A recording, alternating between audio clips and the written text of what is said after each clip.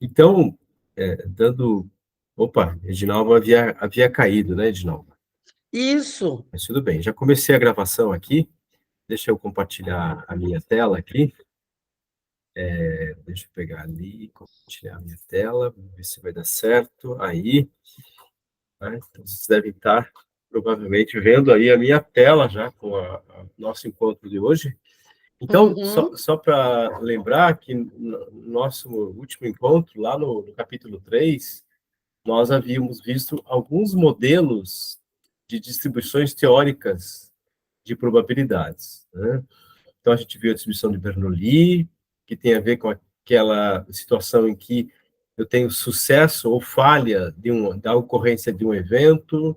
A distribuição hipergeométrica ocorre quando eu estou coletando elementos de uma amostra e eu faço essa coleta sem recomposição, eu consigo determinar qual é a probabilidade de encontrar um próximo elemento.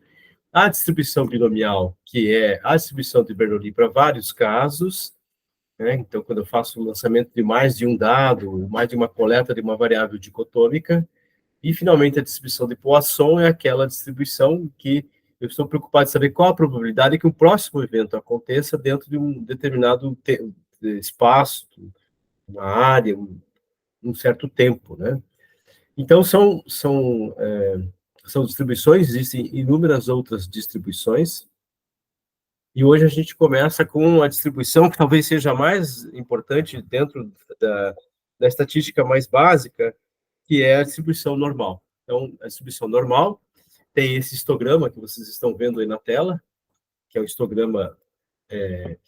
Então, tem uma curva em forma de sino, né, e a característica interessante é que, se você tem uma distribuição simétrica, a média, a moda e a mediana, a média representada por essa letra grega mi, ela vai coincidir com a moda e com a mediana. Então, por simetria, a esquerda da média você tem 50% dos dados e a direita você tem 50% dos dados.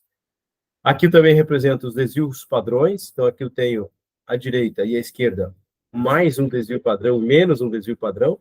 Então a gente já viu, já comentei isso, acho que antes, que entre menos um desvio padrão e mais um desvio padrão, entre dois desvios padrões, nós temos aqui cerca de 68% dos meus dados. A probabilidade de encontrar meus dados dentro de menos um desvio padrão e mais um desvio padrão é de 68%. Entre quatro desvios padrões, entre mais 2 sigma e menos 2 sigma, é de 95%, e entre menos 3 sigma e mais 3 sigma é praticamente 100%. Né? Então, aqui eu estou chamando isso aqui de função densidade de probabilidade da distribuição gaussiana, ou também chamada distribuição normal, ou também distribuição em forma de sino. Esse nome gaussiana vem a homenagem ao Carl Friedrich Gauss, que foi um dos primeiros físicos, matemáticos, filósofos, que encontrou esse tipo de cara de distribuição observando estrelas no céu. Então, ele observou que a forma como as estrelas se distribuíam no céu tinha essa distribuição de forma gaussiana. Na verdade, o buraco é um pouco mais embaixo. Nossa, não sabia disso. Na verdade, o buraco é um pouco mais embaixo. Ele observou as estrelas e aí também aliou isso com a ótica do instrumento e chegou a essa conclusão aí. Nossa, que interessante. Isso já faz muito tempo, né? As primeiras observações astronômicas praticamente foram fundamentais para o início desse tipo de estatística inferencial aí, né? Mas só na virada do século XIX para o século XX é que realmente Fisher e outros grandes matemáticos melhoraram as definições, o Kolmogorov, da Rússia, melhoraram as definições da estatística. Mas aqui eu apresento para vocês quatro curvas normais com diferentes parâmetros, vamos dizer assim. Se eu pegar essa curva principal azul aqui, essa azul aqui, se eu olhar os dados da azul, ela tem o quê? Média zero. Eu criei, existe um eixo aqui criado que vai de menos 5 até mais 5, e a média é zero, e eu tenho um desvio padrão, na verdade, veja, a variância, o desvio padrão ao quadrado é variância, ao quadrado 0,2. Então, percebam aqui que a média é zero, A curva vermelha também tem a mesma média 0, só que percebam que agora a variância é maior, 1, antes era 0,2, significa o seguinte, você tem os dados mais espalhados. Veja aqui na curva vermelha, a cauda vermelha é muito maior que a cauda azul. Então, ter uma maior variância, que é o sigma ao quadrado, ou o equivalente a ter maior desvio padrão, os dados estão mais espalhados. Peguemos aqui outra curva, como a curva, talvez bege aqui, marrom. Nós temos a mesma média 0, só que uma variância maior ainda. Então, vocês percebam como ela ainda é mais achatada do que a vermelha e a azul. A cauda é maior. Então, você tem uma distribuição dos dados mais espalhados. E, finalmente, quando eu mudo a média, por exemplo, eu coloquei aqui em verde a média menos 2, com um desvio padrão, melhor, com a variância de 0,5, você tem uma mudança no pico da média, então, indo para outra posição. Isso aqui é só um gráfico simples para mostrar essas diferentes formas de distribuição. Bom, então, eu tenho aqui, então, várias funções de densidade e probabilidade da distribuição normal, e que quando a média é 0, nessa situação aqui da curva vermelha, e quando o desvio, a variância é 1, nós temos o que a gente chama de uma curva normal padronizada. Então, a forma de representá-la, comparem aqui com esse gráfico anterior. Ó. Como é que eu represento uma curva normal genérica? A curva normal x, melhor, a variável aleatória x, perdão, ela é representada por, então, esse símbolo aqui, poderia ser um símbolo de 2 pontos, poderia ser um símbolo de igual, mas a minha variável aleatória é representada por uma curva normal, então o símbolo para a curva normal, que nós usamos na estatística é o N maiúsculo, e dentro eu apresento quais são os parâmetros dessa curva, a média e a variância. Né? Então, essa curva em vermelho que está aqui, que tem média 0 e variância igual a 1, é a curva normal padronizada. A gente com o tempo vai entender o que ela é padronizada, mas o que eu quero fazer é transformar um conjunto de dados que não é padronizados em curva padronizada. A gente vai ver para baixo isso como é que faz. Então, essa expressão matemática da curva normal, curva gaussiana, né, ela é uma expressão matemática obtida, de certa forma, empírica, né, por um ajuste de uma curva, um conjunto de pontos. Já expliquei que foi Gauss que fez isso, mas outros fizeram isso também. Antes de Gauss já se conhecia esse tipo de curva, mas foi Gauss que conseguiu estabelecer a equação matemática dela, né? E nessa equação aqui, ela possui 2 parâmetros. Ela possui o parâmetro da média, que vai fazer, então, com que o pico das curvas se alterem de posição, e o desvio padrão, ou a variância, que vocês viram que vai me dar o espalhamento, ou quanto a curva é achatada ou aguda em relação à distribuição dos dados. Então, vamos abrir esses 2 exemplos aqui, ó. Eu tenho um exemplo aqui da curva normal, deixa eu ver o que vai abrir aqui. Vamos ver se ele vai abrir. Isso aqui é uma curva normal. Ó, o que eu tenho aqui? Ó? Eu tenho essa curva que está aqui, ela tem a média 0 e o desvio padrão 1. Então, nesse ponto de desvio padrão aqui, ó, a curva sofre uma inflexão. Ó. Bem nesse ponto aqui, a curva tem uma concavidade entre menos 1 e mais 1. A curva tem uma concavidade para baixo, perdão, e quando passa desse ponto aqui, 1, a concavidade da curva muda. Eu posso alterar a média da curva, olha só que legal. Eu altero a média, altera o pico. Né? Altera a média, altera o pico. Se eu mexer no desvio padrão, eu consigo deixar um desvio padrão maior, uma curva mais achatada, ou um desvio padrão menor e a curva mais aguda. Então, você tem aí essas possibilidades. Posso brincar aqui com a curva, posso colocá-la em 0 e posso lidar com o desvio padrão.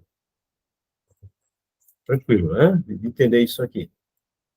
Uma outra curva, uma outra situação que eu queria mostrar para vocês é uma importante característica que nós já vimos no encontro anterior, que é o significado da área abaixo da curva.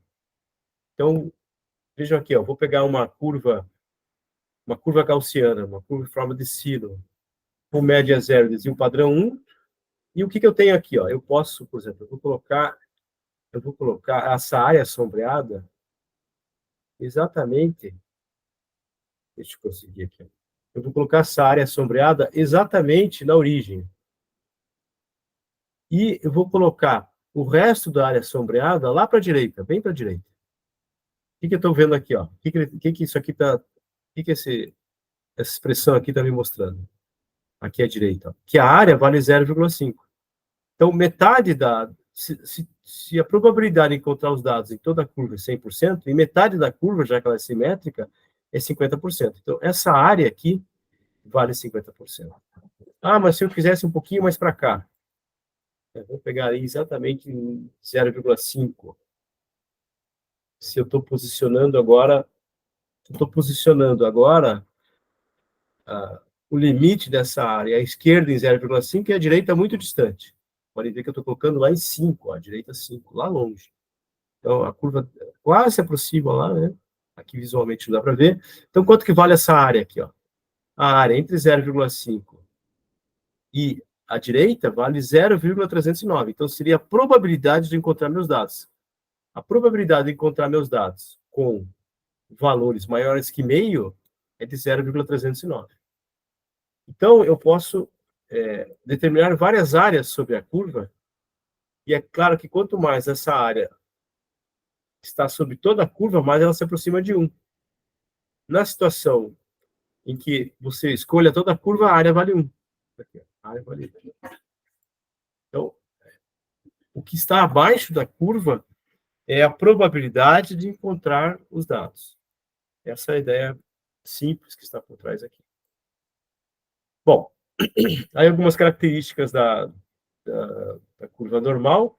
O ponto de máximo dela está na média, está em mi é a média. Então, podem ver, ó, os pontos de máximo das curvas estão todas na média 0, essas três primeiras têm média 0, e essa última curva em verde tem média -2, e aqui está o pico dela, na média. Os pontos de inflexão estão nas posições entre a média mais um desvio padrão e a média menos um desvio padrão. Então, como eu falei para vocês, o ponto de inflexão da curva, vou pegar essa curva vermelha aqui, ó, o ponto onde a curva muda a sua concavidade está entre mais um desvio padrão e menos um desvio padrão. Aqui, ó. Entre mais um desvio padrão e menos um desvio padrão. Nesse ponto aqui, a curva muda a sua concavidade. A curva é simétrica em relação à média, em relação a mi. A esperança, ou seja, qual é o valor esperado, a média, é mi. A mi é a média. E, por coincidência, mas é porque ela tem a simetria, a esperança, ou seja, o valor médio dos meus conjuntos de dados é mi. E a variância é o quadrado do desvio padrão. Então, para cada curva de distribuição, eu posso encontrar a esperança e a variância. E elas são úteis para que eu possa desenvolver outras coisas em cima dessas curvas. A área compreendida pela curva nesse intervalo é exatamente igual a 1. O valor que em estatística corresponde a 100% de probabilidade. Tá. Então, feito isso, feito que vocês conheceram um pouquinho da curva normal, a gente verá ainda hoje alguns usos dela. Tá? Eu queria começar contando para vocês aqui uma coisa muito importante na estatística, que é o chamado teorema do limite central. Geralmente, nós, na natureza, nem sempre... Geralmente não, ao contrário, né? São raros os casos na natureza em que as curvas de distribuição não são normais. Então, por que inclusive se chama curva normal? Porque, normalmente, nós esperamos coletar dados da natureza, uma informação, uma variável aleatória que tenha uma distribuição de curva normal. Então, a grande maioria das coletas que nós fazemos na natureza, de dados contínuos, né, a gente está falando aqui de uma curva contínua, elas são de natureza que apresentam um comportamento normal, uma curva gaussiana, curva Froment-Hessien. Mas há distribuições que não têm esse comportamento. Por exemplo, a distribuição de Poisson não tem essa cara. A distribuição binomial não tem essa cara, mas a binomial é discreta, não é bem o caso aqui. Mas vamos ver o que acontece aqui com alguns tipos de distribuições. Eu vou abrir esse Vou abrir esses links aqui para a gente dando uma olhada aqui. Opa, deixa eu abrir no modo rápido aqui. Então, esse aqui é o primeiro caso, que é o seguinte. Vou mostrar o exemplo aqui para vocês. Ó. O que é isso aqui? Ó? A primeira curva superior, se vocês observarem, ela tem um aspecto de uma curva de distribuição normal. Ela é até composta aqui, talvez, de dados discretos. Pode ver que a curva exatamente não é uma curva normal, assim, na sua aparência, né? Digo, não na suavidade, mas na aparência ela tem uma simetria, então ela é uma curva normal. Tanto é que foi isso que eu escolhi aqui, uma curva normal, né? E eu vou fazer o seguinte agora, eu vou coletar amostras dessa curva normal. Então, eu posso coletar 5 amostras aqui, ó. Coletei 5 amostras, 1, 2, 3, 4, 5. Eu peguei 5 dados daqui, coletei os seus dados, e aqui estão os 5 dados coletados, a amostra de 5 dados, e aqui, nesse gráfico abaixo, o software está me apresentando a média desses 5 dados. Aqui à esquerda, ó, nós temos a média da população. Então, isso aqui é como a distribuição da população é. Não é algo que a gente tenha todo dia. Às vezes você faz a coleta de dados em campo de uma amostra, mas você não sabe qual é a população, qual é o comportamento, qual é a distribuição daquela população. Então, o que nós estamos fazendo aqui é, por enquanto, idealizando que eu conheça a distribuição de uma população, coletei 5 amostras dessa população e tenho a média dessas 5 amostras, que não necessariamente corresponde à média da população ainda. Vejam, se eu traçar uma linha na vertical aqui, vocês podem ver que a média das 5 amostras cai um pouquinho à esquerda da média da população. Então, o que está sendo apresentado aqui nessas informações? A média da população, a mediana da população, média, mediana e moda, elas são iguais, numa curva com essa distribuição simétrica, o desvio padrão, e aqui tem a ver com quando você tem a simetria, que chama-se curtose, e outros desvios aqui. Mas a primeira coisa aqui, ó, então, a gente já pegou aqui 5 amostras, e aí eu tenho aqui os dados amostrais, 5 dados amostrais dessa população, uma população, a princípio, infinita, tá? Infinita, assim, muito grande, muito além do tamanho da amostra. Então, se eu peguei 5 aqui na amostra, pode ser que essa população aqui tenha, sei lá, 10 mil, 1 milhão de indivíduos. Né? E aqui eu tenho esse terceiro gráfico, que é a média da amostra. Vou pegar mais 5. Então, fiz outra amostragem, peguei mais 5, e agora eu tenho a média dessas 5 amostras. Vou pegar, agora descarto essas amostras, vou pegar mais 5. Aleatoriamente, está pegando 5 amostras, ele está construindo aqui o gráfico das médias. Vou pegar mais 5. Vou pegar mais 5. Tá? Mais 5. E vou pegando de 5 em 5. Vou pegar mais rápido aqui, ó. Vou pegar de 5 em 5. Ó, tô pegando de 5 em 5. Então, o que está acontecendo aqui? Está acontecendo isso aqui. Estou pegando 5 amostras e estou vendo como é que é o gráfico da distribuição das amostras. E percebam aqui, ó, a minha média da população é 16. E a média das amostras é 13,68. Tá? O desvio padrão da população é 5. O desvio padrão desse conjunto de amostras é 6,14. São próximos, né? A média é 16, a média da amostra é 13, não é exatamente igual ainda. O desvio padrão da população é 5, o desvio padrão da amostra é 6,14. Vou pegar mais aqui, ó, estou pegando mais. À medida que eu pego as amostras, então, vocês percebam que as amostras começam a ter um aspecto de uma curva normal. Ó, começam a ter. A população é de uma curva normal.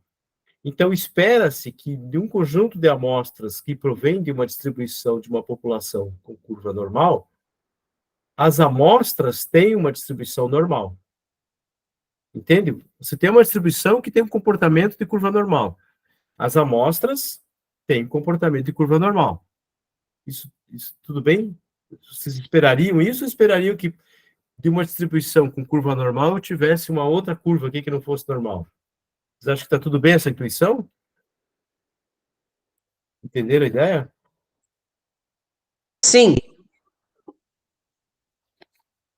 Muito bem.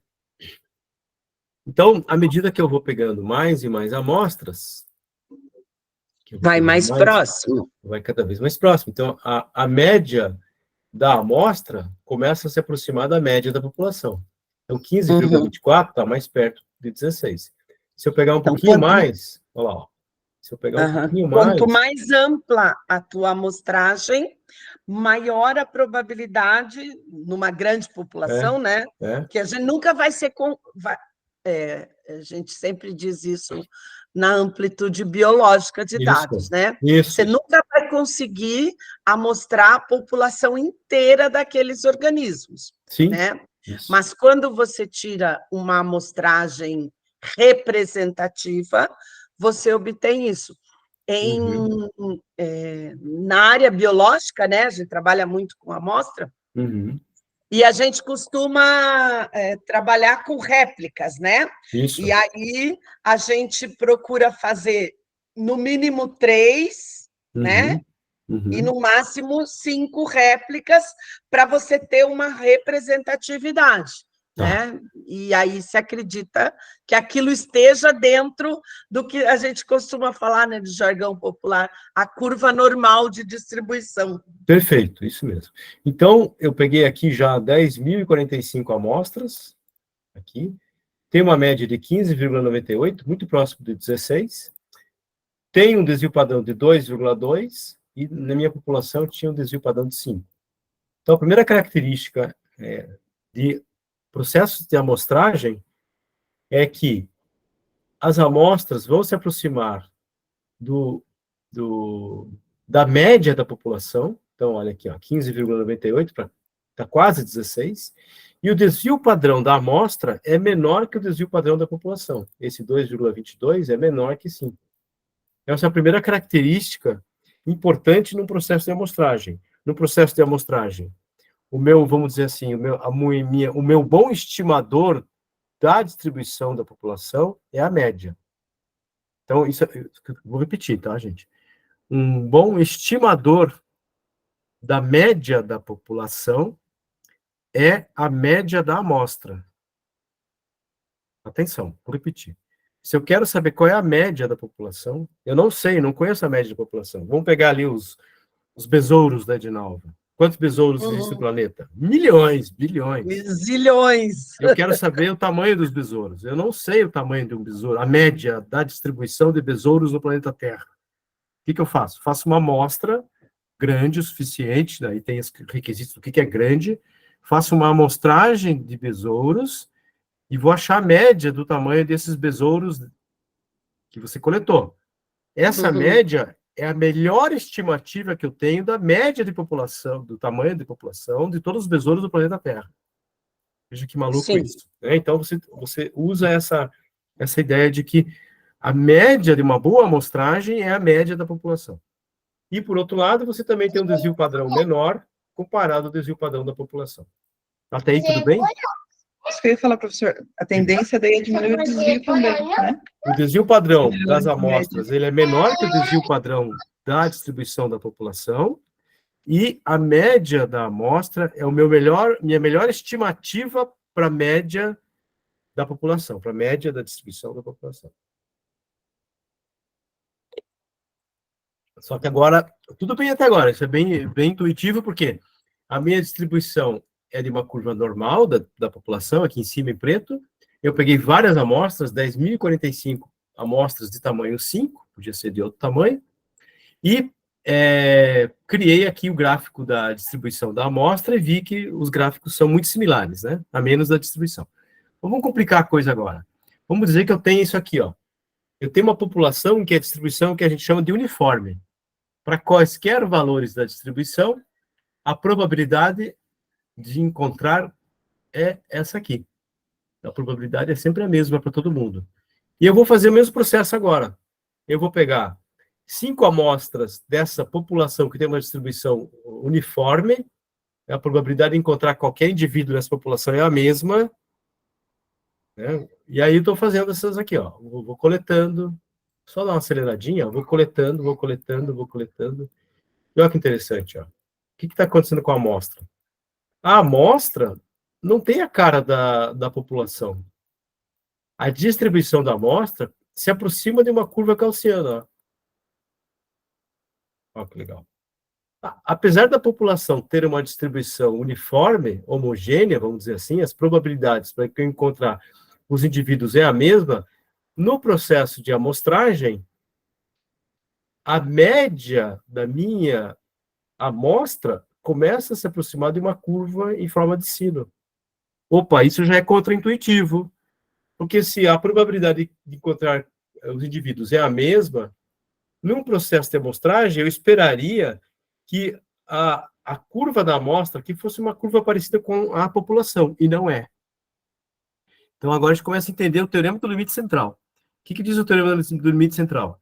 Independente da forma da distribuição da população, as amostras sempre terão a cara de uma distribuição normal. Uau! Isso é muito bom. Por que é muito bom? Porque agora, independente de como é a cara da população, as amostras têm um tipo de curva que matematicamente é muito fácil de usar. Vocês vão ver mais para frente que a gente usa ela em tudo. Então, a gente faz estatísticas em cima da curva normal, e não em cima da distribuição da população, até porque, na maioria das vezes, eu não conheço a cara da distribuição da população.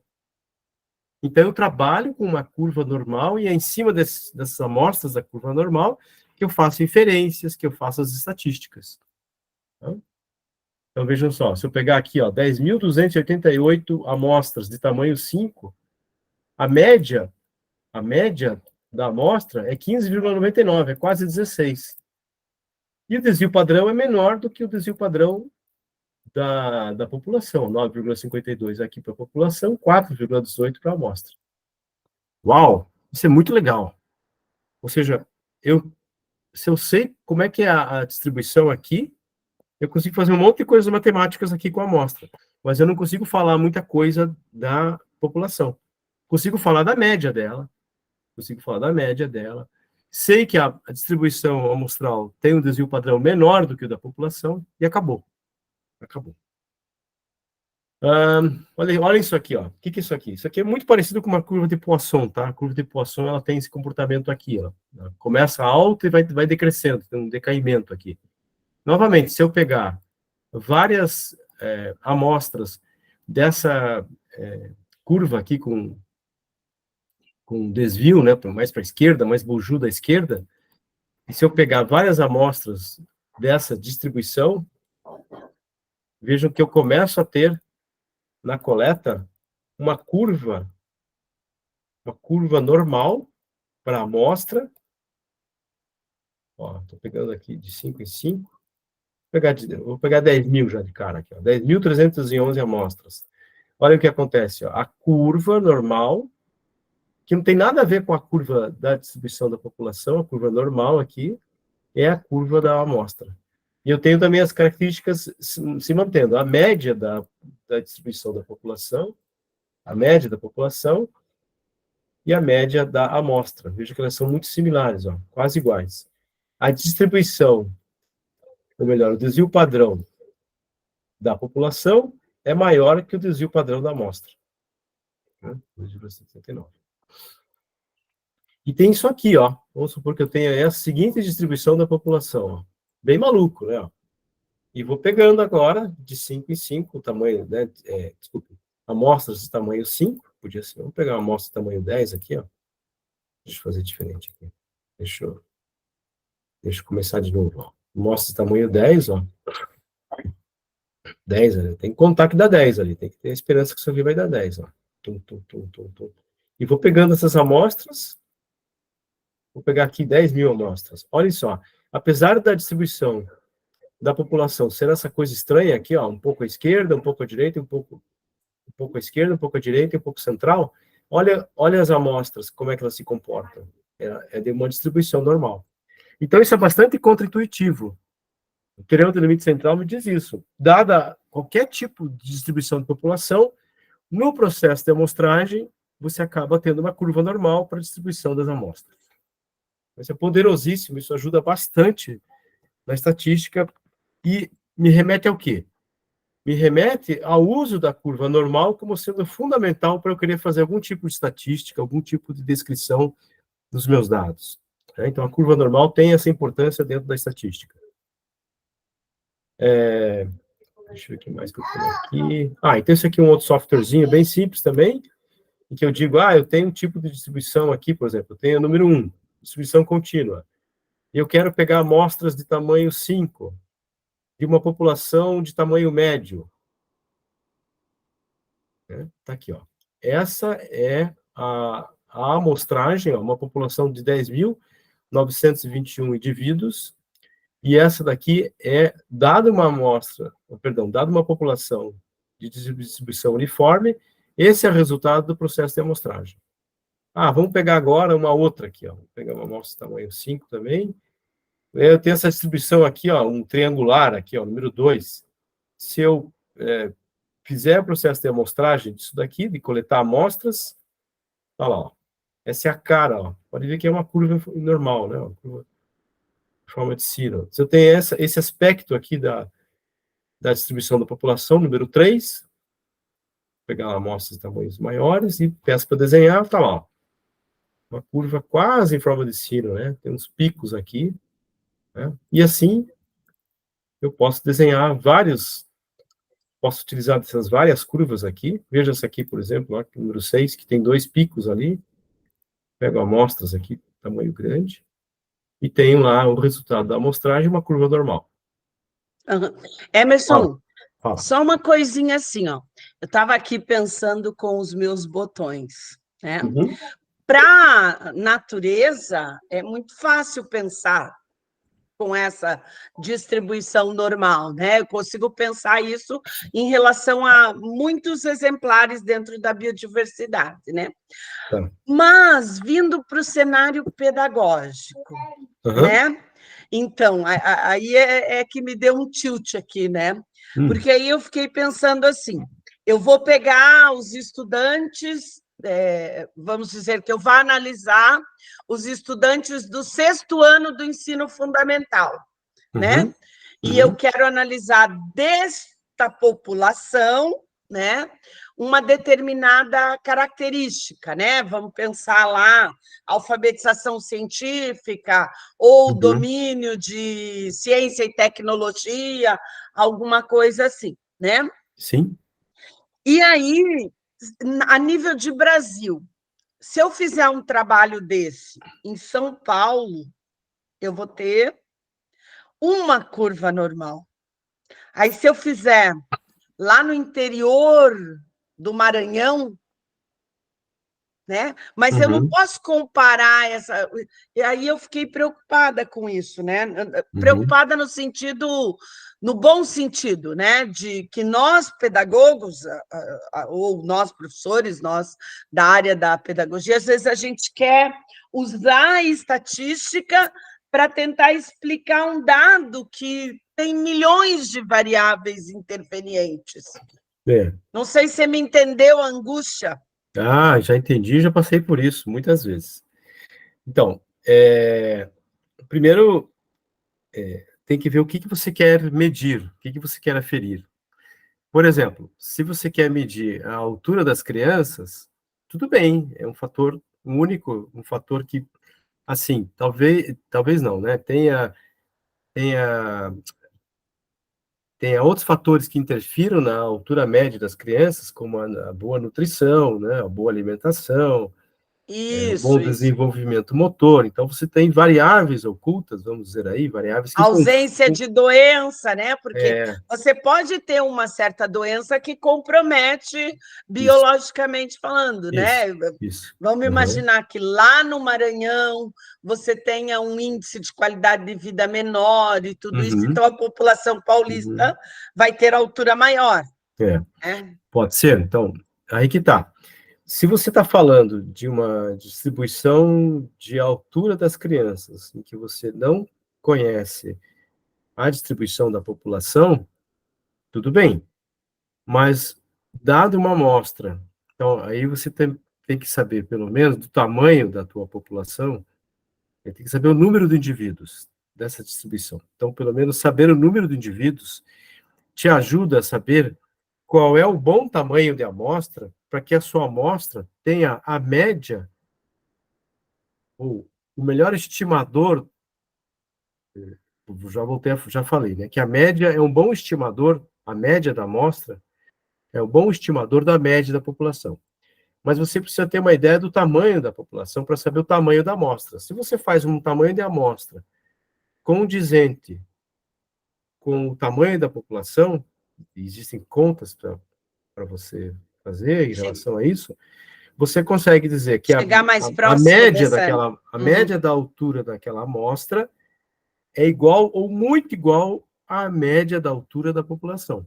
Esse fator está tranquilo. Mesmo que existam outros fatores que influenciam a média das crianças, você pode dizer isso. Então, você pode afirmar com um certo erro que a média da tua amostra, dado que seja uma amostra não enviesada, né, não contaminada, né, e dado que seja uma amostra que você tenha consciência de que ela possui um erro em relação ao valor que você está estimando, você pode dizer com certeza que a média daquela amostra é igual ou muito próxima à média da população.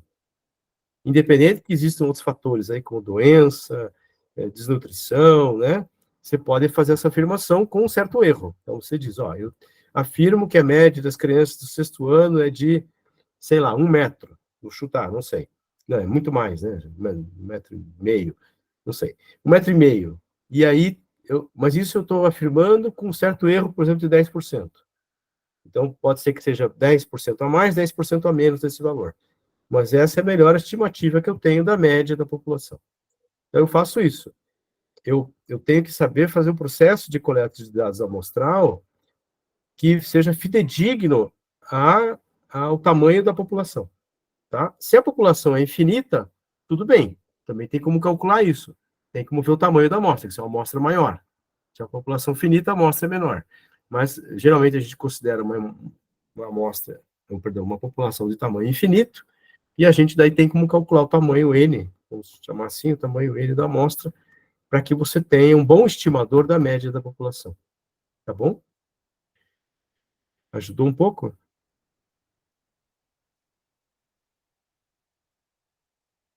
Edinalva? Sim, eu estou pensando aqui, mas eu já dei a entender. É porque a gente está falando de altura, né? Daí, assim... eu estou falando de uma coisa simples, né? Exato, né? Tem que ver que eu falei de uma coisa muito simples, tá? Exato, é suci que nem moci, né? Agora, quando você vai pensar, porque assim... Então, você tem que sempre trabalhar... ver qual é a tua variável que você quer medir. O que você quer medir? Exato. A altura é uma variável miscível, né? Existe esse termo, né? Aferível. Pode ser Aferível. medida. Você afere ela. Sim. Isso, exato. Agora, alfabetização científica é complexo, né? Bom, aí a alfabetização científica seria mais interessante você criar um índice. Né? E eu vou falar do índice do ponto de vista estatístico, não do ponto de vista da saúde, né? Porque na saúde o índice pode ser uma variável medida, eles são sinônimos. No alfabetização científica, você na saúde... a saúde, eu dou aula aqui da disciplina de bioestatística e epidemiologia, às vezes a palavra índice na saúde é diferente da palavra índice na estatística. Então é normal, cada área chama a coisa de... Tem os seus jargões particulares, né? Isso, o seu vocabulário, né? E a estatística, se eu pegasse, por exemplo, a alfabetização científica, que ela é um valor que depende de muitos outros fatores, vamos dizer assim, é um número que depende... É igual fazer o cálculo do ODS. Já viram os cálculos do ODS? É uma fórmula matemática em que eles pegam lá, pontuam a qualidade de vida, pontuam a igualdade de gênero, pontuam a qualidade da escola, pontuam vários pontos, e esses vários pontos têm subpontos para pontuar, monta-se uma equação matemática e chega-se num valor do ODS para aquele país, para aquela cidade. Igual o IDH, Índice de Desenvolvimento Humano, IDHM. Então, porque a escola usa muito o IDH, por exemplo, é muito utilizado, né? Você está fazendo um trabalho na área pedagógica, volta e meia, ao caracterizar a população em estudo, o autor traz lá, né? O IDH de X, o IDH E percebam que ninguém faz curva normal de índice. Não se faz, porque não se tem como fazer curva normal de índice. Então, vocês não vão ver esse tipo de curva que eu estou mostrando aqui. Você vai fazer assim, eu quero calcular o índice de Curitiba. Então eu vou fazer um processo de amostragem e tal, e vou achar uma curva normal do índice de Curitiba. Não tem isso. Então, a gente não faz com índices, a gente não faz curvas normais. Porque o índice ele é um composto de vários fatores, várias variáveis, que não necessariamente todas elas têm o mesmo comportamento de curva normal, entendeu? Nem todas elas têm a mesma curva normal da população sob estudo. Porque, por exemplo, idade tem uma curva normal da população, o letramento tem outra curva normal da população. Então, tem que tomar um cuidado quando você começa a pegar várias curvas normais e monta no índice, quer achar uma curva normal do índice. Não tem. Principalmente porque existe um teorema dentro da estatística, que é um teorema que tem a ver com o teorema do limite central, mas eu não vou mostrar aqui, que é o seguinte, eu só consigo ter uma curva normal de outras curvas normais quando eu pego os dados da amostragem das curvas originais elevado ao quadrado. É como se eu somasse várias curvas normais, mas somasse os valores delas elevado ao quadrado, e isso me dá um resultado que é uma curva normal que é confiável das curvas componentes dela. Então, não é o que a gente quer quando a gente constrói índice, tá? Não quer levar ao quadrado. Bom, mas isso aí a gente já está entrando em questões mais estatísticas, que não vem ao caso. Mas a gente não consegue construir esses índices de curva normal, vamos dizer assim, né? Ou a curva normal, né, do índice, tá? Então, a gente não consegue isso. A gente não vê isso. Você não vê por aí curva normal de IDH, por exemplo. Você não vê curva normal do ODS. Tá? Então, essa é outra... Por isso que a gente não faz isso, a gente não fica construindo esses índices usando diferentes distribuições de curva normal das populações que advêm dos componentes do índice. Não sei se eu me fiz entender. Então, de novo, construir índices ou construir indicadores não é algo muito simples. Não. Para estatística, plenamente. Não dá. Você consegue pontualmente, tal variável...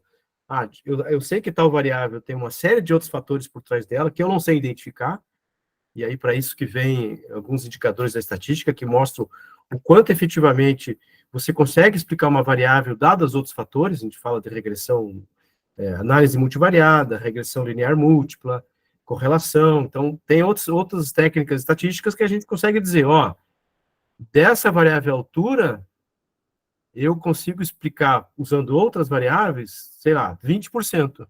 Então, faltam outras variáveis que eu preciso trazer para o problema. Mas isso é outra conversa. Isso, quem sabe no futuro a gente chega lá. Mas tem esse complicador de construção de índices e outros valores derivados de fatores que não são simples de serem cotidianamente analisados, tá?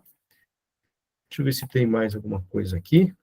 Eu vou, desculpe não me prolongar tanto nisso, mas senão a gente não anda. Bom, aqui eu compreendo. Tá. Já me achei, digamos assim. Aqui, por exemplo, é só uma calculadora de distribuição normal. Eu estou apresentando aqui, vejam a expressão matemática. Faltou sigma ao quadrado aqui, tá, gente? O autor aqui esqueceu aqui de colocar um sigma ao quadrado aqui. Então, você tem uma curva com média 0, com desvio padrão 1, tem uma curva normalizada. Mas se eu tirar da média 0 aqui, já não tenho mais a curva padronizada, veja aqui embaixo. Já não tenho mais a curva padronizada aqui embaixo. Agora a média é 2. Quando eu tenho uma média igual a 0, desvio padrão igual a 1, aí eu tenho uma curva normalizada. Inclusive, aqui embaixo ele mostra, nessa situação, a média é 0, o desvio padrão é 1, e o desvio e a variância, que é o desvio padrão ao quadrado, vale 1. Agora, se eu colocar uma curva com média igual a 2, essa aqui, média igual a 2, o desvio padrão é 1, vou colocar um outro desvio padrão aqui, vou colocar 3 aqui. Então, olha aqui, ó, a curva agora aqui embaixo tem média 2, desvio padrão 3 e variância 9. E aí, por exemplo, eu quero saber qual é a probabilidade, aqui, ó, probabilidade de encontrar um número x maior que 2. Ó, maior que 2. 2 é a média, exatamente igual à média. Qual a probabilidade de encontrar algum valor aqui para a representação dessa variável de interesse x maior que 2? A probabilidade de encontrar isso é meio, é metade, né? 50%. Qual a probabilidade de encontrar maior que 3? A probabilidade já cai para 36,9%. Né? Então, isso aqui é uma calculadora, isso aqui eu uso quando dou aula de bioestatística, eu digo para os alunos, ó, usem essa calculadora aqui para resolver os probleminhas que eu vou passar para vocês. Como aqui a gente não tem nenhum probleminha, não tem uma lista de exercícios, vamos para frente, né? Deixa eu ver se tivesse, eu ia pedir ajuda aos universitários. Aqui também é um site aqui bem simplesinho, eu estou mostrando para vocês a curva normal, a distribuição normal, e aqui a gente, daqui a pouco, vai falar sobre essas áreas que eu estou mostrando ali, tá? Bicaudal, caudal à direita. Bicaudal é quando você está interessado numa probabilidade simétrica em relação à origem, por exemplo, nesse caso aqui, ó, qual é a probabilidade de encontrar nessa distribuição de dados, qual a probabilidade de encontrar valores menores que menos 2 e maiores que mais 2, aqui está meio apagadinho aqui. Cauda direita, só a direita, cauda esquerda. Aqui eu tenho outras distribuições, ó, a distribuição de student, podem ver que é muito similar à normal, ó. A de student é um pouquinho mais enxugadinha. Aqui quadrado, olha, bem diferente da distribuição normal. Essa distribuição aqui é muito usada também. Distribuição aqui quadrado, muito utilizada em tabelas de contingência. E a função F, né, a distribuição F, que também é muito utilizada em análise de variância, e quando nós temos duas funções de distribuição elevadas ao quadrado, uma dividida pela outra. Então, o quadrado é sempre muito notório aqui dentro da estatística. Bom, aqui também tem, deixa eu ver o que é isso aqui. Então, vamos ver mais um exemplo de teorema do limite central. Esse aqui demora um pouquinho para carregar. Aqui eu vou ter à esquerda a média dos meus dados e o desvio padrão dos meus dados. E à direita eu tenho o processo de amostragem. Esse processo de amostragem está em linha azul. E aqui eu tenho meus dados aqui com uma forma de distribuição e aqui o resultado dessa amostragem. Eu posso mexer aqui na média, deixa eu ver como é que eu faço aqui, ó. Posso aumentar o número de amostras aqui, o tamanho da população e o tamanho das amostras. Tá? É simplesinho, é só para ver. E deixa eu ver qual que é esse aqui. Esse daqui também é um gráfico para eu identificar, ó, a probabilidade abaixo da curva. Então, por exemplo, aqui, quando isso aqui vale... Quando eu tenho metade da curva, eu tenho 50%, né? Está mostrando 4,9997, aqui 0,4997, mas é 0,5 na prática, né? Então, eu posso ajustar aqui o tamanho das limitações aqui que eu quero da área e eu encontro a probabilidade abaixo dessa área. Muito bem. Bom, então, está aqui. Isso aqui é o teorema do limite central. Bastante simples. Ó. Quando o tamanho da amostra aumenta, a distribuição amostral da sua média aproxima-se cada vez mais de uma distribuição normal. Tá? Mais um exemplo que eu peguei aqui da Wikipédia agora. Esse aqui é a probabilidade do arremesso de dados. Então, por exemplo, n igual a 1 significa que eu estou arremessando um dado. N igual a 2 significa que eu estou arremessando 2 dados. N igual a 3, estou arremessando 3 dados. N igual a 4, N igual a 5 e assim por diante. E o que está sendo mostrado aqui nesse gráfico é a probabilidade da soma das faces dos dados. Semelhante ao que a gente viu no encontro anterior, em que eu tinha o arremesso de 2 dados. Não sei se vocês estão lembrados que a gente tinha visto isso aqui no encontro anterior, né? Aqui, ó. Aqui, lembra do exemplo dos dados? Olha aqui, ó. Isso aqui, o que é? Eu joguei 2 dados e somei as faces dos dados. E está aqui, ó. Essa é a curva de distribuição para o arremesso de 2 dados. Sendo que a média, né, o valor que mais eu espero aparecer é 7. Aqui, eu tenho algo parecido, ó. Para n igual a 1, a probabilidade de distribuição. Para n igual a 2, ó, é a nossa lá. Ó, o 7 aqui está com o pico. Então, a probabilidade de distribuição. Para n igual a 3, para n igual a 4, n igual a 5. Então, aqui também, ó, vocês percebam que a curva começa a se aproximar de uma curva com distribuição normal. Né? Quando o número de dados aumenta, quer dizer, ou significa, quando as amostras usadas aumentam também, você começa a ter curvas de distribuição aí da curva normal. Tá? Então, vamos ver como é que eu matematizo o teorema do limite central. Da seguinte forma, ó, teorema do limite central. Seja x barra, x, a média de uma amostra aleatória de tamanho n, de uma população infinita com média μ e desvio padrão sigma. Então, eu tenho uma média de uma amostra de tamanho n, de uma população infinita com média μ, que eu não conheço a média, atenção, eu não sei a média da minha população a princípio. Tá? Esse é um grande problema na estatística. Eu falo de populações, mas na maioria das vezes eu não sei a média e o desvio padrão da população, não sei, tá? E se n é grande, depois eu vou caracterizar o que é esse grande, tá, gente? Se n é muito grande, ou seja, se o tamanho da minha amostra aleatória, o que é uma amostra aleatória? É uma amostra em que cada coleta de dados de uma amostra, ela é independente da anterior e ela é aleatória no sentido que eu não fico escolhendo de onde eu vou tirar a amostra, eu tiro de qualquer lugar. Eu tenho uma população e eu tiro de vários lugares da população essa minha amostra. Então, se tudo isso é verdadeiro, se eu tenho uma média de uma amostra aleatória de tamanho n, de uma população infinita, com uma média μ e um desvio padrão sigma, e se n é muito grande, geralmente se n é maior que 30, tá, gente? De preferência é maior que 30. Então, eu posso agora estabelecer uma nova variável aleatória, que eu chamo de z.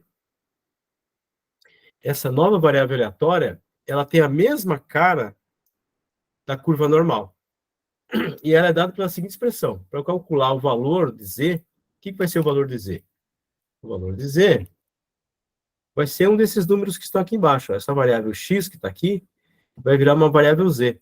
Eu vou adaptar quaisquer outros tipos de curva de distribuição de amostra para uma curva padrão, que tem média 0, desvio padrão 1, e essa expressão matemática para calcular o z, que é a nova posição da distribuição amostral padronizada. Bom, mais para frente vocês vão entender um pouquinho. Mas essa expressão matemática que me diz isso, ela leva em conta a média da amostra, a média da população, o desvio padrão da população e o tamanho da amostra. Então, eu posso escrever z com uma expressãozinha mais simples aqui.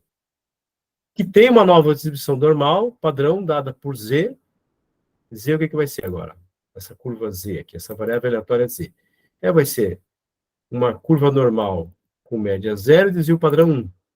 Isto é, z é uma curva normal com média 0 e desvio padrão ou variância 1, né? E aqui, sigma x é o desvio padrão da população dividido pela raiz quadrada de n, que é isso aqui, ó.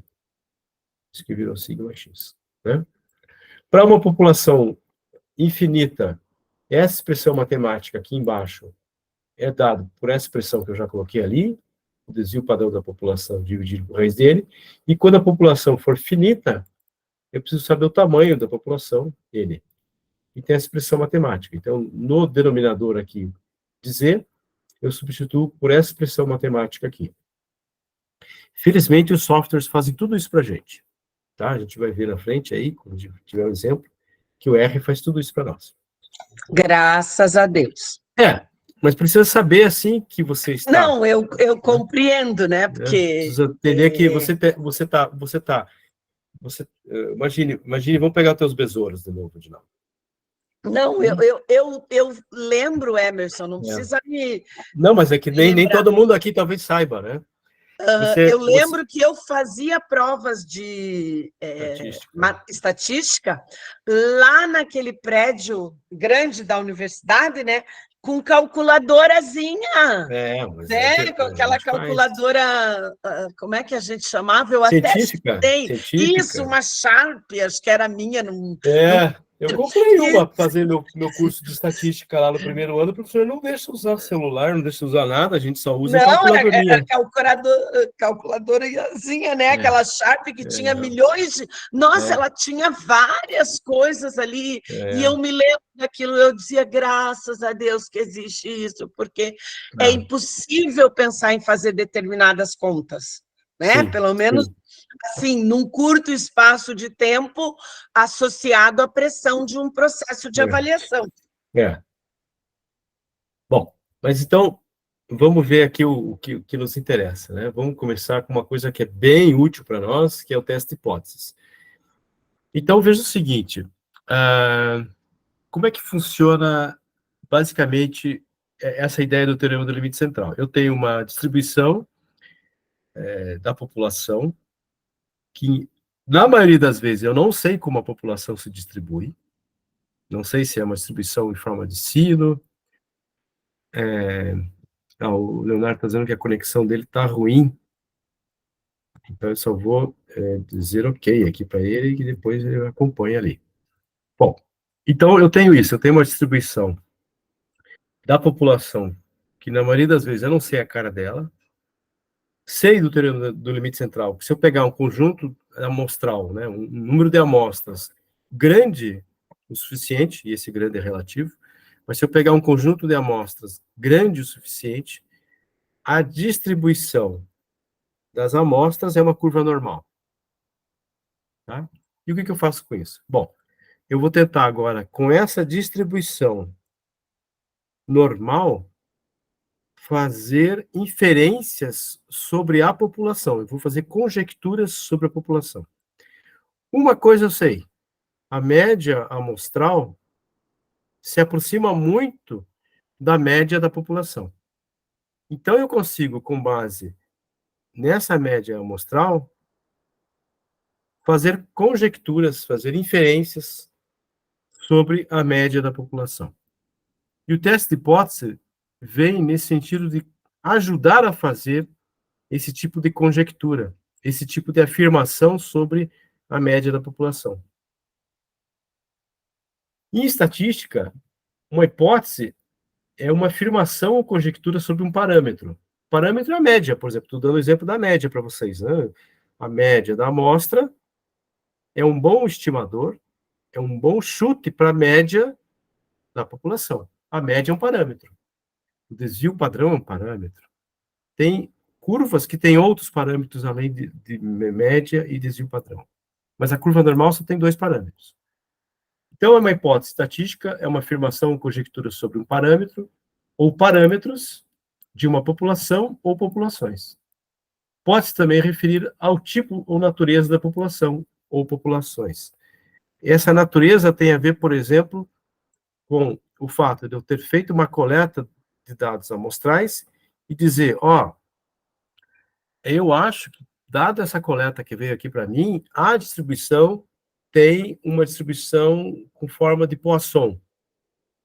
Veja, eu consigo, com base numa amostra, fazer um tipo de inferência de como é que é a distribuição da população. Isso que é a natureza, então. Mas isso é uma conversa que a gente vai fazer depois. Vamos começar primeiro com a parte mais fácil, que é como é que eu faço conjectura sobre um parâmetro de uma população. Então, os procedimentos gerais para teste de hipótese, independente se vocês vão fazer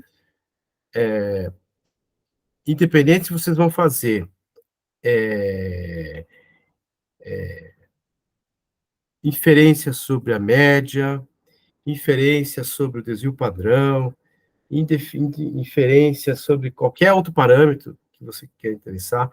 Assim, independente se você vai fazer uma análise de variância, uma nova, independente se vai fazer uma regressão linear, independente se você vai fazer uma correlação, independente se você vai fazer qualquer tipo de estatística que não é só descritiva dos dados, você precisa entender o teste de hipótese.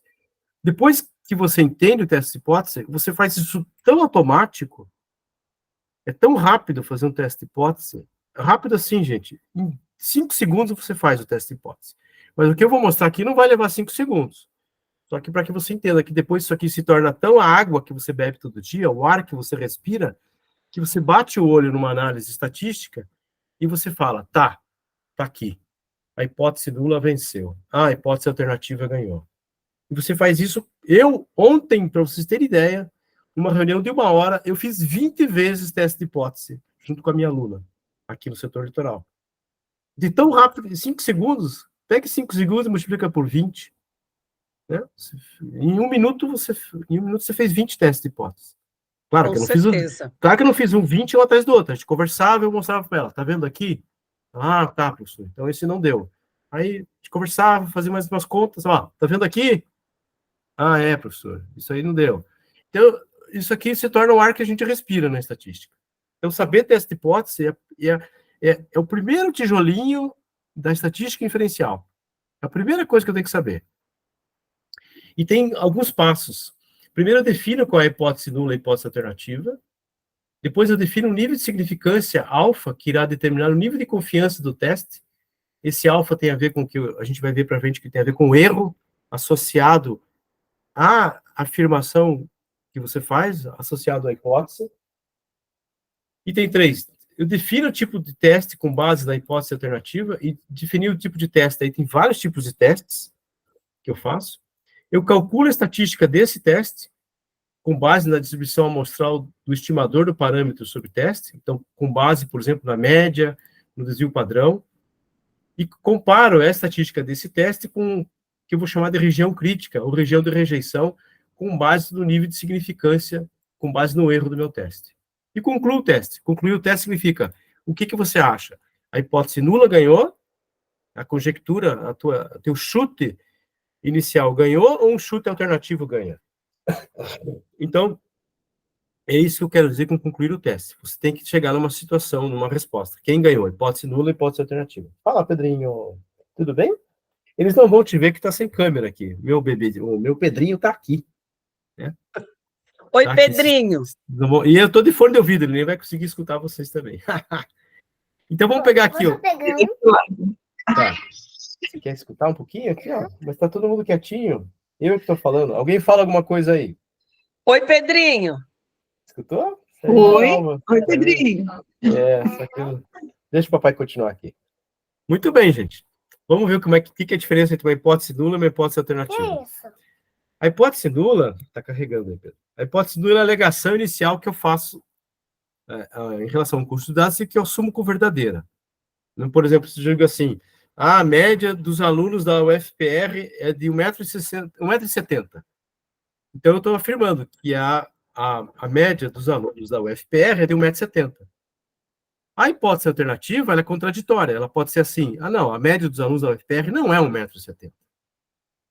Pode ser simples a minha construção aqui, mas ela reflete a construção de hipóteses. Eu acho, né, o que eu posso estar fazendo? Eu posso já ter feito um processo amostral, que não precisa ser grande, pode ser com 30 a 40 alunos, chego numa média, e cheguei numa média de 1,70 m, e falo, será que essa média é um bom estimador da média da população dos alunos da UFPR, 1,70 m? Eu dou um chute, dizendo que 1,70 m é a média da distribuição das alturas dos estudantes da UFPR. E aí faço uma hipótese contrária, dizendo, não, 1,70 m não é. Então, veja a afirmativa. A média é igual a 1,70 m, a média não é igual a 1,70 m. Construí duas hipóteses. Vou precisar testá-las, né? A hipótese nula será rejeitada em favor da hipótese alternativa somente se a evidência da amostra sugerir que a hipótese nula seja falsa. Então, estou chamando esse H0, aqui é o H0 a zero de início, tá? O H0. Alguns autores colocam hipótese N também, hipótese nula, né? Ou H1, H2, tá? Mas eu vou usar H0 e HA para hipótese alternativa. H0 para hipótese nula e H0 para hipótese alternativa. Se a amostra não contradizer fortemente a minha hipótese inicial, continuaremos a acreditar na verdade da hipótese nula.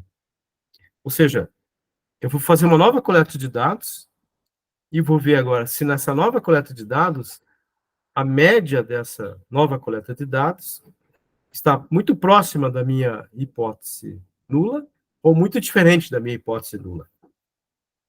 E as conclusões possíveis de uma análise do teste de hipótese são rejeitar H0 ou não rejeitar H0. Tá? Eu rejeito a hipótese nula ou eu não rejeito ela. E vamos ao nosso exemplo. Em um estudo sobre a proporção de homens e mulheres de uma mesma população, deseja-se testar a hipótese de que a proporção de mulheres é maior do que a proporção de homens.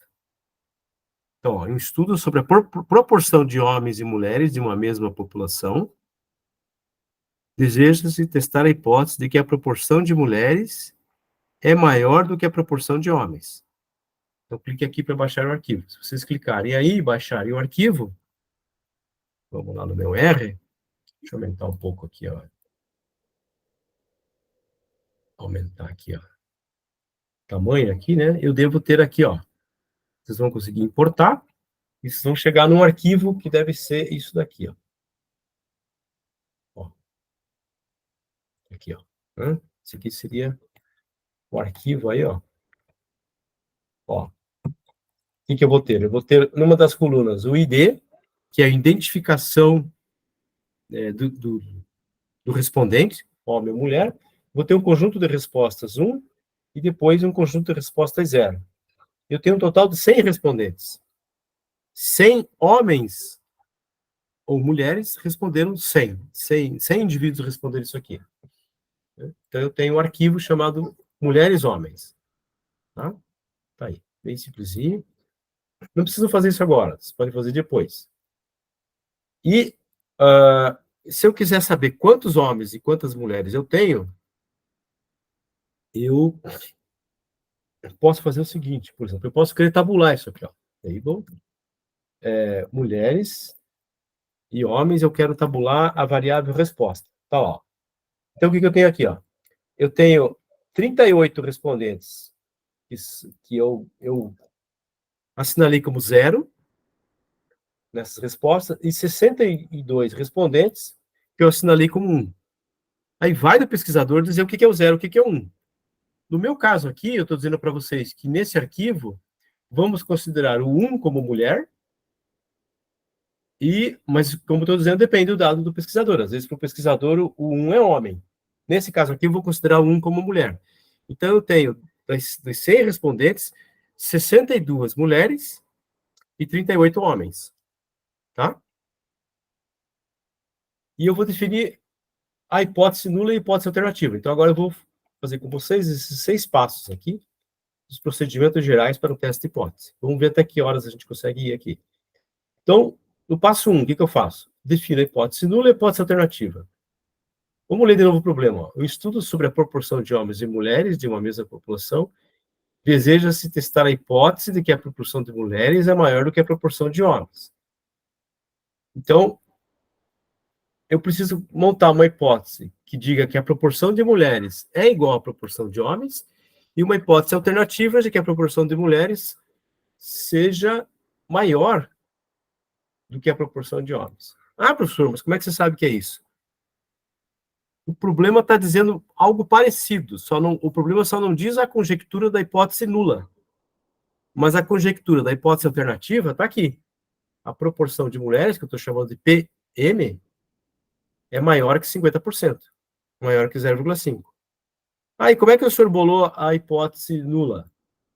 Bom, eu preciso ter uma hipótese nula e uma hipótese alternativa. Se a hipótese alternativa é de mais que 50%, a hipótese nula poderia ser igual a 50%, como está aqui, ou poderia ser menor que 50%. Eu decidi escolher, começando com uma igualdade, que é mais fácil, e a gente conseguir trabalhar com essas criações de conjecturas aqui. Então, vejam o que eu fiz aqui, ó. Supõe-se inicialmente que a população de mulheres é de 50%. Olha que interessante isso. Ou seja, a hipótese nula é tal que a proporção de mulheres é de 50%, 0,5%. E a minha alternativa é que a proporção de mulheres é maior do que a de homens. Se for de 50%, o número de homens e o número de mulheres é igual. Porque se as mulheres têm 50%, os homens também terão 50%. Com isso, deseja-se que a hipótese nula seja rejeitada, porque eu quero saber se a proporção de mulheres é maior que a de homens, de modo que a hipótese alternativa seja apoiada. E como é que eu vou testar isso? Com essa amostra de 100 respondentes que eu passei para vocês. Está claro a construção da hipótese nula e hipótese alternativa aqui, gente? Tem mais uma frase embaixo. Ó. Apoiar a hipótese alternativa de que a proporção de mulheres é maior que 50% é o mesmo que apoiar a afirmativa de que a proporção de mulheres na população é maior que a de homens. Está claro isso? Tá. Tá. Sim, eu só não entendi por que você não podia colocar que ela podia ser menor. Poderia ser menor. Poderia ser menor. Poderia. Poderia. A gente vai ver daqui a pouco que eu posso mudar a hipótese nula para menor e não vai mudar em nada o meu problema. Porque o que eu quero realmente provar é isso aqui, ó. Provar é isso, entendi. Isso que eu quero. E aqui eu poderia ter colocado menor, poderia ter colocado igual, né? As construções de hipótese, elas são construções, muitas que advêm do interesse do pesquisador, mas há alguns testes que a gente vai ver aqui para a construção de hipóteses que já são clássicos.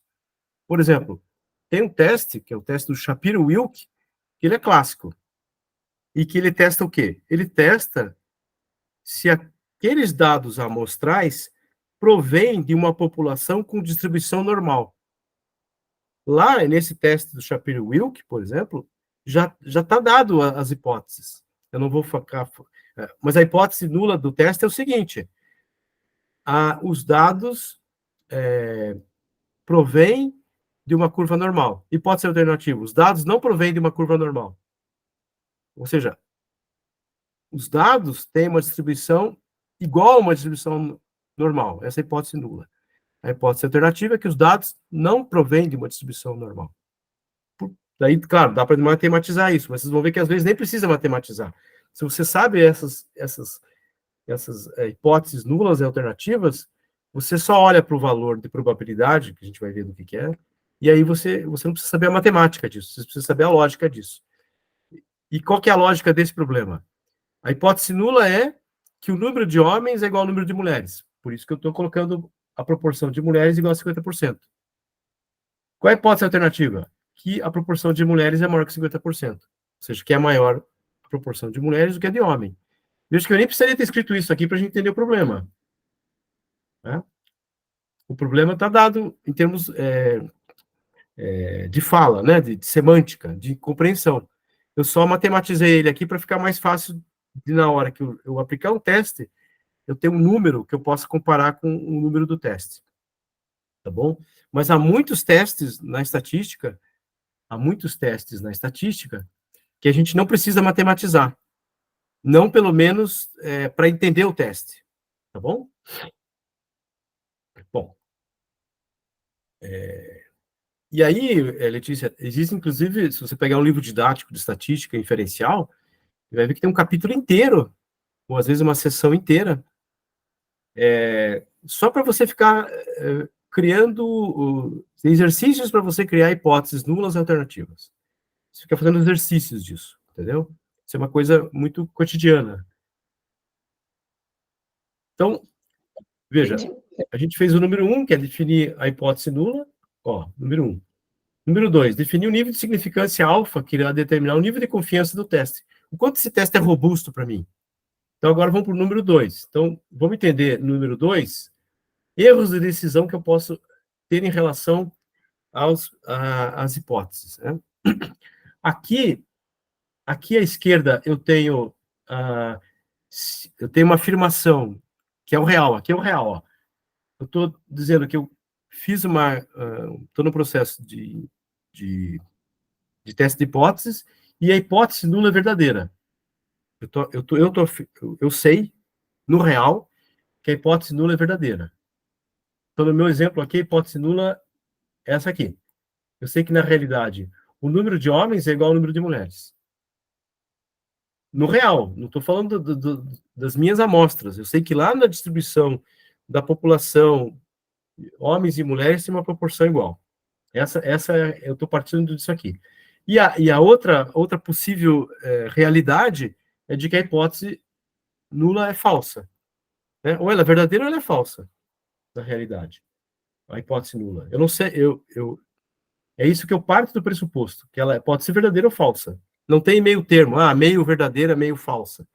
Existe lógica que trabalha com isso, lógica fuzzy, lógica paraconsistente, mas a lógica aqui é a lógica só dicotômica, verdadeira e falsa. Tá? Dá para trabalhar com esse tipo de lógica, mas não é o que a gente vai fazer hoje aqui. E aqui, atenção, essas colunas aqui são os testes que eu faço. Eu rejeito ou não a hipótese nula. Tá? Então, vamos supor que no mundo real, a hipótese nula seja verdadeira. E eu aplico um teste, e o teste rejeita a hipótese nula. Ou, perdão, o teste, desculpe, não rejeita a hipótese nula. Então eu tomei a decisão correta com base no teste. Eu faço um teste e o teste diz, olha, não rejeita a hipótese nula. E se a hipótese nula for realmente verdadeira, eu tomei a decisão correta. Veja que interessante, né? Eu nunca sei se a minha hipótese nula ela é verdadeira ou falsa 100%. Porque, como eu falei para vocês, na maioria dos casos, eu não sei qual é o comportamento da minha população. Mas, mesmo não sabendo se a hipótese nula é verdadeira ou falsa, no mundo real, e eu não rejeito a hipótese nula, eu tomo a decisão correta. Se a hipótese nula é falsa lá no mundo real, e eu rejeito a hipótese nula porque ela é falsa, eu tomo a decisão correta. Então, essa diagonal principal aqui, dessa tabela, são as decisões corretas que eu tomo, mesmo não sabendo se no mundo real a hipótese nula é verdadeira ou falsa. Vejam que interessante isso, né? Tudo bem isso? No nosso problema aqui. Sim. Eu não sei se eu não sei se essa população aqui tem uma proporção de mulheres igual a de homens. Eu não sei, eu não conheço essa população. Não conheço a população. Eu estudo sobre a proporção de homens e mulheres de uma mesma população. Não sei, pode ser o número de moradores de Curitiba, o número de moradores de Londrina, de Maringá, ou de Matinhos, eu não sei. Então, essa parte aqui eu não sei. Não sei essa parte aqui. Mas, supondo que seja verdadeira a proporção de homens igual a de mulheres, e eu não rejeito a hipótese nula, eu tomo a decisão correta. Agora, supondo que a proporção de homens não é igual a de mulheres, então eu tenho que rejeitar essa hipótese nula. Então, eu rejeito a hipótese nula e tomo a decisão correta. Veja que interessante isso. Bom, agora vamos supor o seguinte. A hipótese nula é verdadeira. Ou seja, a proporção de homens é igual a de mulheres. E eu rejeito a hipótese nula. Eu rejeito a verdade. Faço um teste estatístico e vejo que há uma rejeição da hipótese nula. Então, eu cometo o que eu chamo de um erro tipo 1, que eu estou errando. Quanto que eu quero errar disso? É o alfa. Eu quero errar 5%. Eu quero errar 10%. O que é errar 10%? De cada 100 afirmações que eu faço com base em amostras, eu vou errar 10.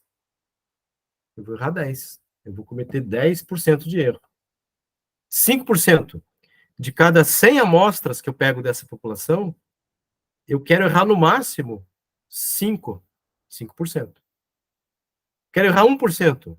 Eu faço 100 processos amostrais e quero errar no máximo 1 em 100. 1%. Então, esse é o erro que eu cometo aqui. Geralmente, quando eu estou trabalhando com questões sociais, eu assumo um erro do tipo 1, um alfa, eu chamo de erro de significância, de 10%, 15%. Quando eu estou trabalhando com questões mais laboratoriais, eu já baixo esse meu erro para 5%, porque eu tenho mais controle sobre as minhas variáveis envolvidas. E quando eu estou trabalhando, então, com medicamentos ou com seres humanos, eu baixo isso para 1%. Eu não quero errar, eu quero errar pouquíssimo. Tem medicamento que o erro é menor que 1%, 0,1%. Tem medicamentos que têm efeitos colaterais muito fortes. Então, eu quero, ainda a nível laboratorial, não a nível de pessoa, ser humano ainda, né? Eu quero, a nível laboratorial, errar muito pouco. Eu quero um remédio que eu sei que quando ele for para a população, e como eu não conheço a distribuição da população, eu quero que ele prejudique menos possível as pessoas. Então, cometer um erro do tipo 1 baixo é muito importante. E aí vai do pesquisador dizer qual é o erro que você quer cometer quando você está rejeitando a hipótese nula em favor de uma hipótese alternativa. Finalmente, um erro do tipo 2 é aquele que, quando a hipótese nula é falsa, você não rejeita a hipótese nula. Então, a proporção de mulheres não é igual a de homens, mas você faz um teste, coleta uma amostra, faz um teste, e esse teste te diz que você não deve rejeitar a hipótese nula. E você comete o que eu chamo de um erro tipo 2. Tá? Aí tem esses quadrinhos amarelos dando os nomes aí que o pessoal da área da saúde, na área da medicina, o pessoal na área da epidemiologia dá aí, falso negativo, falso positivo, tá? Então, o que é um erro? Um erro alfa é um erro do tipo 1, tá aqui, ó. Probabilidade de cometer o erro do tipo 1. Alfa é a probabilidade, esse PR aqui, ó. O PR tá aqui, a probabilidade de cometer um erro do tipo 1. O que é a probabilidade de cometer um erro do tipo 1? Então, atenção. Eu vou ler isso aqui, e ele diz o seguinte, ó. A probabilidade de rejeitar H0 sendo H0 verdadeira.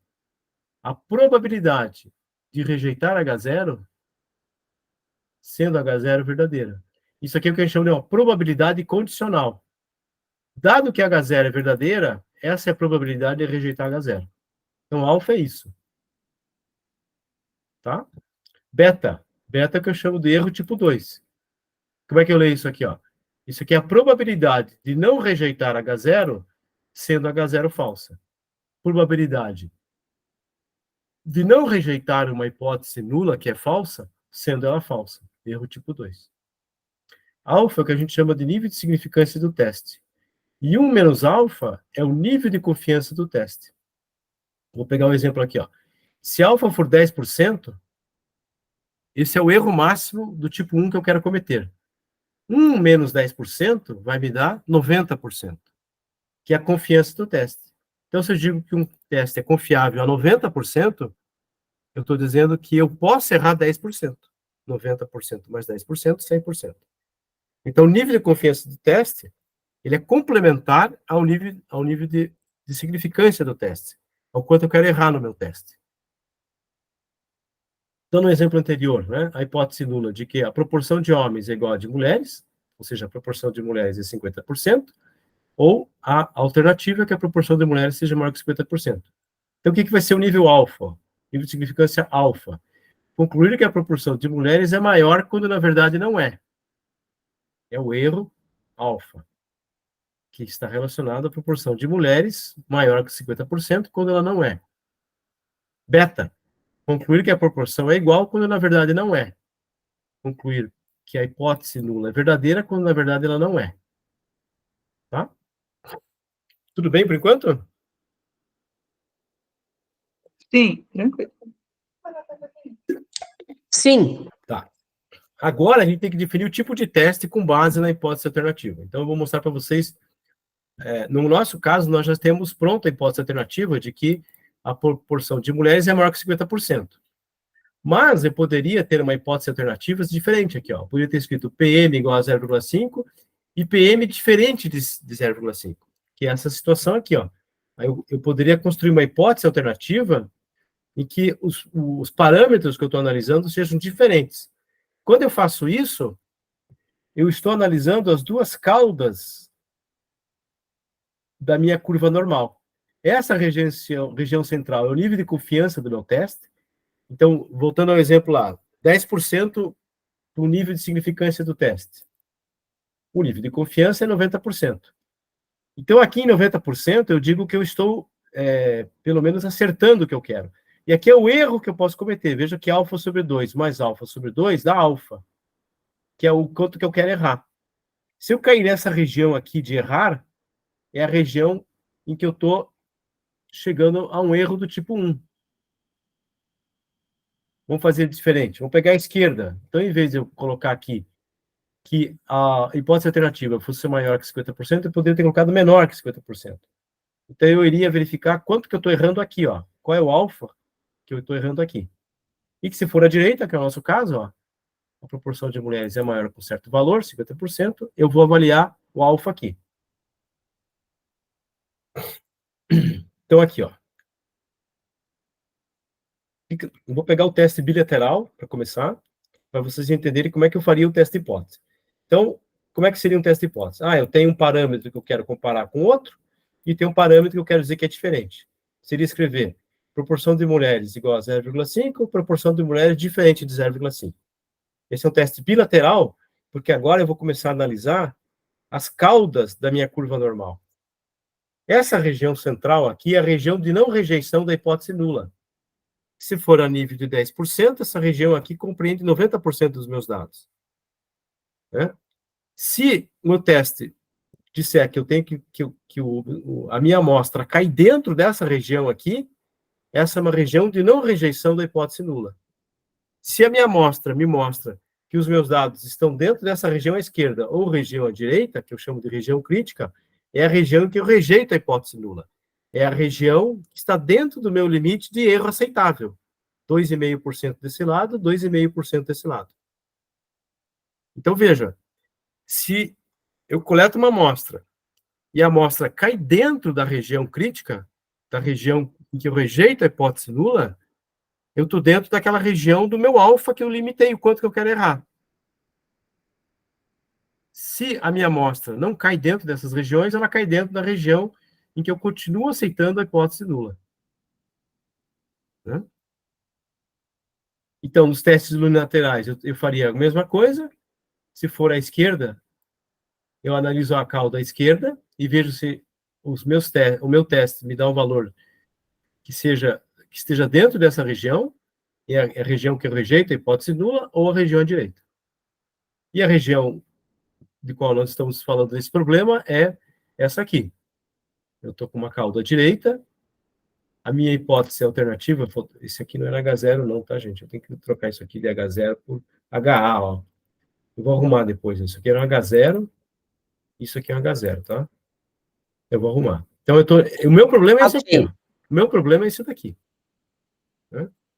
Bom, vamos deixar para o próximo encontro a gente falar dessa estatística dos testes, porque agora vem toda uma teoria aqui que eu queria explicar para vocês sobre teste de proporção. E aí a gente termina, daí na próxima aula também já termina isso aqui. Deixa eu ver, não faltava muito, mas isso aqui ainda vai um blá blá blá, mais uma meia horinha aqui. Então a gente... vocês querem que eu encerre agora ou podemos continuar no próximo encontro? O que é melhor para vocês? Não, eu acho que a gente pode encerrar por aqui, tá. Porque aí não fica tão complexo para quem perdeu o encontro de hoje, tá, ótimo. Fazer uma revisão e aí seguir junto, porque senão o que vai acontecer? Na próxima semana, você tem um grande tempo para poder ajustar todo mundo na mesma linha. Ótimo, muito bom. Pode ser, né? Então eu vou parar aqui, gente, para a gravação. Já. Estou parando a gravação.